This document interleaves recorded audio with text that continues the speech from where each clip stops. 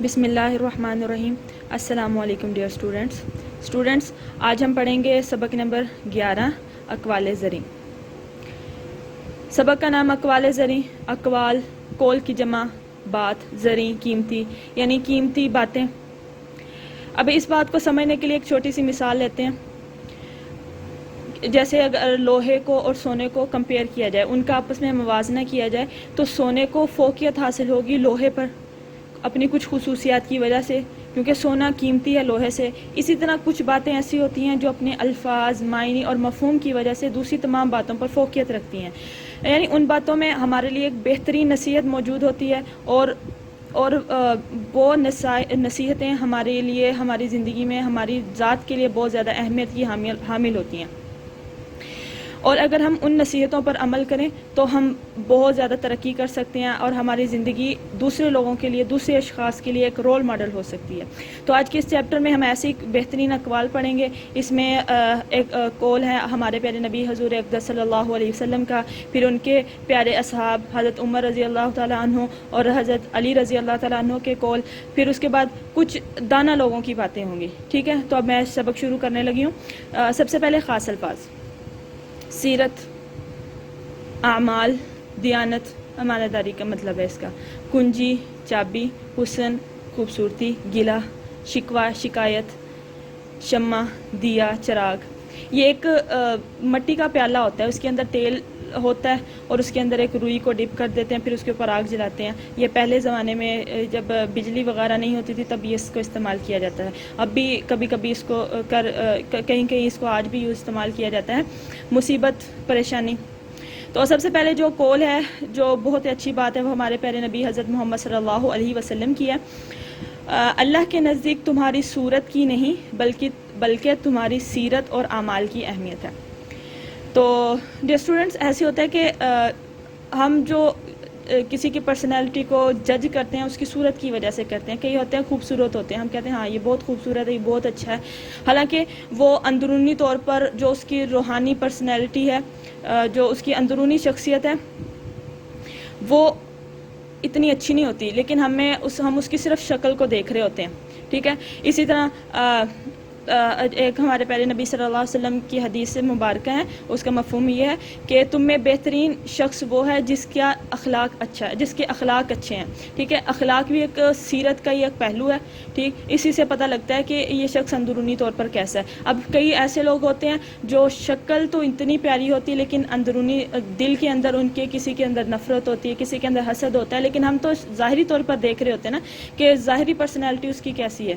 ٹھیک، تو لیکن اللہ تعالیٰ کے نزدیک صورت کی نہیں بلکہ سیرت کی زیادہ اہمیت ہے۔ تو ہمارے پیارے نبی نے اسی بات کی وضاحت کی کہ اللہ کے نزدیک تمہاری صورت کی نہیں ہے، کہ تم جتنی اچھی صورت رکھتے ہو، جتنا اچھا پرسنالٹی رکھتے ہو، جتنا اچھا حسب نسب رکھتے ہو، اللہ تعالیٰ کے نزدیک اس کی اہمیت نہیں ہے، بلکہ تمہاری سیرت اور تمہارے اعمال کی اہمیت ہے کہ تم اللہ تعالیٰ کی باتوں پر کتنا عمل پیرا ہوتے ہو، تم کتنے اچھے اعمال کرتے ہو۔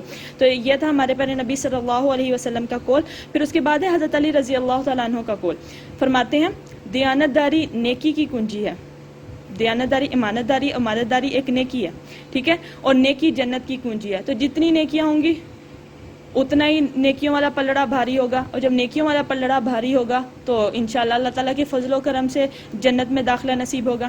پھر اس کے بعد ہے حضرت عمر رضی اللہ تعالیٰ عنہ کو قول۔ فرماتے ہیں عمل کا حسن یہ ہے کہ آج کا کام کل پر نہ ڈالو۔ کوئی بھی کام کرنا ہے اور اس کی خوبصورتی اسی بات پر ہے، اسی بات میں ہے کہ جو آج کا کام ہے آج ہی کریں، کل پر نہ ڈالیں۔ اب دیکھیں، اگر آپ کو اس کی عام مثال لیتے ہیں، اگر آپ کو کوئی ٹیچر ورک دے رہا ہے، آج آپ نے کرنا ہے، اگر آپ اس کو آج نہیں کرو گے، کل کے لیے چھوڑ دو گے، پھر کل کو اور آپ کو سستی ہوگی، اچھا رہتے ہیں ابھی دن میں کل کر لوں گا، ایسی ایک کرتے کرتے آپ اس کو ڈیلے کرتے رہتے ہو، لیکن ایک وقت آتا ہے کہ آپ اس کام کو پورا کر ہی نہیں پاتے۔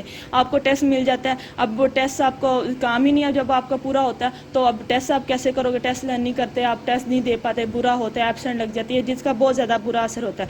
تو ایک جب آپ نے کام کرنا ہے، اس کا حسن ہی، اس کی خوبصورتی ہی ہے، جو کام جس وقت میں کرنا ہے اسی وقت میں کیا جائے، اس کو اگلے وقت کے لیے نہ چھوڑا جائے۔ پھر اس کے بعد ایک چینی فلسفی ہے، کہتے ہیں اندھیرے کا گلہ کرنے سے ایک شمع جلانا بہتر ہے۔ اب مطلب اس کا یہ ہے کہ ماحول کی شکایت کرنے کی بجائے آپ کھڑے ہوں اور اس ماحول کو بدل دیں۔ اب آپ اگر بیٹھے ہیں وہاں آپ کو اندھیرا ہے، بجائے اس کی شکایت کرنے کے کہ اندھیرا کیوں ہے، روشنی کیوں نہیں آ رہی، تو بہتر ہے خاموشی سے اٹھیں اور اس اندھیرے کو ہی ختم کر دیں. ٹھیک ہے. پھر آگے، مصیبت انسان کو ایسے نکھارتی ہے جیسے آگ سونے کو. تو جو خالص سونا اس کو حاصل کرنے کے لیے اس کو آگ پر پکایا جاتا ہے تاکہ اسے خالص سونا حاصل کیا جائے. اسی طرح جو ایک انسان ہے، نکھارنا ہوتا ہے پاکیزہ کرنا، صاف ستھرا پاکیزہ. تو جو مصیبتیں ہوتی ہیں، جو پریشانیاں ہوتی ہیں، یہ اللہ تعالیٰ کی طرف سے ہوتی ہیں، ایک انسان کو نکھارنے کے لیے ہوتی ہے، ایک انسان کو پاکیزہ بنانے کے لیے ہوتی ہیں. تو یہ تھی 5 باتیں جو ہم نے اس چیپٹر میں پڑھی، اور اس کا ہم نے مطلب اور مفہوم بھی دیکھ لیا کہ اس کی کیا ہم نے اگر ہم ان باتوں پر عمل کریں تو ہم ایک رول ماڈل بن سکتے ہیں دوسرے لوگوں کے لیے. اگر اسٹوڈنٹ ہیں، اگر آپ اس کو کرتے ہیں تو آپ اپنے کلاس فیلوز کے لیے رول ماڈل ہیں. اگر آپ بڑے بھائی ہیں، بڑی آپی ہیں، بڑی بہن ہیں، تو آپ اپنے چھوٹے بہن بھائیوں کے لیے رول ماڈل بن سکتی ہیں. تو جو ہم نے پڑھا ہے انشاءاللہ اس کے اوپر ہم نے عمل بھی کرنا ہے. تو اب آپ کھولیں گے پیج نمبر 75. تو مشق ہے. سب سے پہلا سوال ہے، خالی جگہ پر کریں. پیچھے ہم نے چیپٹر ریڈ کیا ہے، تو اسی کے اندر سے کچھ ورڈ مسنگ ہوں گے، انہی کو فل کرتے ہوئے ہم نے سنٹینس کمپلیٹ کرنا ہے. اللہ کے نزدیک تمہاری صورت کی نہیں بلکہ تمہاری سیرت اور اعمال کی اہمیت ہے. ڈیش جنت کی کنجی ہے. آئے گا نیکی جنت کی کنجی ہے. ڈیش کا کام ڈیش پر نہ ڈالو، یعنی آج کا کام کل پر نہ ڈالو. سوال نمبر 2 ہے، جملے معنی لکھیں اور جملے بنائیں. تو سب سے پہلے ہے شمع، مطلب اس کا چراغ. میں نے شمع جلائی. نمبر 2 پہ ہے گلہ، شکایت. گلہ کرنا اچھی بات نہیں. نمبر 3 بہتر، مطلب ہے اس کا اچھا. فضول بات کرنے سے خاموش رہنا بہتر ہے. یہ آپ نے ورک آپ نے بک پر کرنا ہے. یہ کالم بنا ہوا ہے الفاظ، معنی اور جملے کا. آپ نے معنی لکھنے ہیں اور ساتھ میں جملے بنانے ہیں، جیسے کہ ابھی ہم اس کو ڈسکس کر چکے ہیں. پھر اس کے بعد ہے سوال نمبر 3، اپنی پسند کا کوئی بھی کال 3 بار لکھیں. یا تو اسی چیپٹر کے اندر اگر کوئی آپ کو کال سب سے زیادہ پسند ہے وہ آپ اس کو 3 ٹائم ادھر رائٹ کریں گے، یا اس کے علاوہ کوئی آپ کو بہت زیادہ اچھا لگتا ہے، پسند ہے، تو وہ آپ یہاں 3 ٹائم اسے رائٹ کریں گے. پیج 76 کھولیں گے. اس میں ایک تعریف لکھی ہوئی ہے اسم کی، تو وہ کرنی ہے ہم نے ابھی. اسم عربی زبان کا لفظ ہے، مطلب ہے اس کا نام. اب نام کسی انسان کا بھی ہو سکتا ہے، جیسے عبدالسمیع، ہانیہ، خدیجہ، امائمہ، عمر. یہ اور کسی جانور کا بھی ہو سکتا ہے، جیسے ہاتھی، شیر، بکری. کسی پھل کا ہو سکتا ہے، جیسے آم، سیب، کیلا، خوبانی وغیرہ. کسی سبزی کا بھی ہو سکتا ہے، جیسے آلو، ٹماٹر، گوبھی. یا کسی پرندے کا ہو سکتا ہے، جیسے کوّا، چڑیا وغیرہ. اور یا کسی چیز کا، جیسے کتاب، کرسی، میز. اور کسی جگہ کا بھی نام ہو سکتا ہے، جیسے اسلام آباد، کراچی، لاہور وغیرہ. تو پھر کیا ہمیں اب یہ تعریف اس کی سمجھ میں آئی اسم کی؟ اسم کا مطلب ہے نام. تو پھر ہم اس کے بارے میں کیا کہیں گے؟ کسی انسان، جانور، پھل، سبزی، پرندے، چیز یا جگہ کے نام کو اسم کہتے ہیں. یہ تھی اسم کی تعریف. اب ہم اس کو بک سے ریڈ کرتے ہیں. اسم کا مطلب ہوتا ہے نام. کسی بھی انسان، جانور، پرندے، جگہ یا چیز کے نام کو اسم کہتے ہیں. مثلاً کتاب اچھی ہے، اس جملے میں کتاب اسم ہے. اب ایک چھوٹی سی ایکٹیویٹی ہے. نیچے دی ہوئی تصویر دیکھیں اور 5 اسم لکھیں. ایک پیج پر پک بنی ہوئی ہے، تصویر بنی ہوئی ہے. آپ نے اس تصویر کو غور سے دیکھنا ہے اور آپ نے اپنی مرضی سے 5 اسم یہاں لکھنے ہیں. ٹھیک ہے، نمبرنگ کی ہوئی ہے 1 2 3 4 5. یہ آپ نے لکھنے ہیں. پیج نمبر 77 کھولیں گے. حروف جار.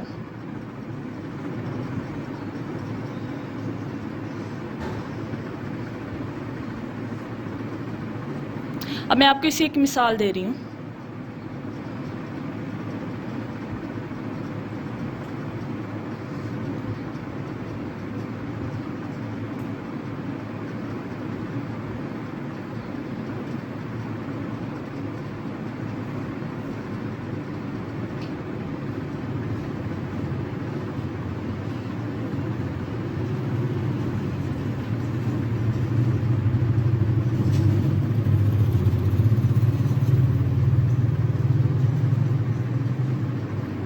کتاب میز پر پڑی ہے.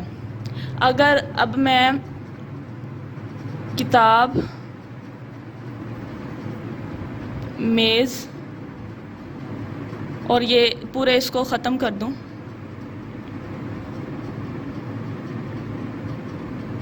تو ایک پیچھے ایک لفظ بچ جاتا ہے پر.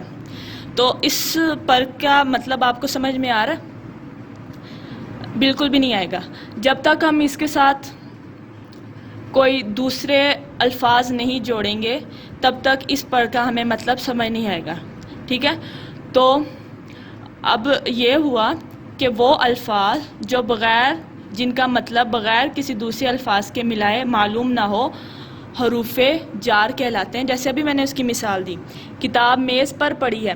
اب پر پڑی جب میں نے اس جملے کے اندر اس کو استعمال کیا تو پھر اس پر کا مطلب واضح ہو گیا، یعنی اوپر.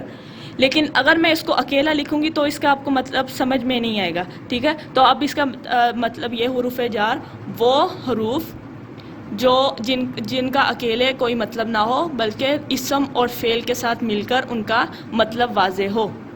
بک پیج 77 کھولیں گے.